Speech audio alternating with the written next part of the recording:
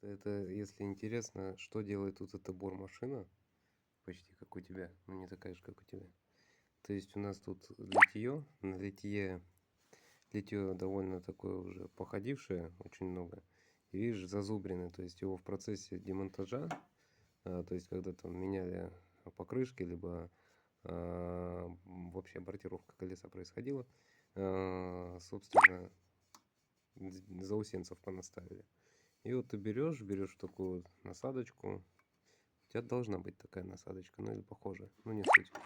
И, короче, прорабатываешь. И вот тут остается вот такая вот крошка.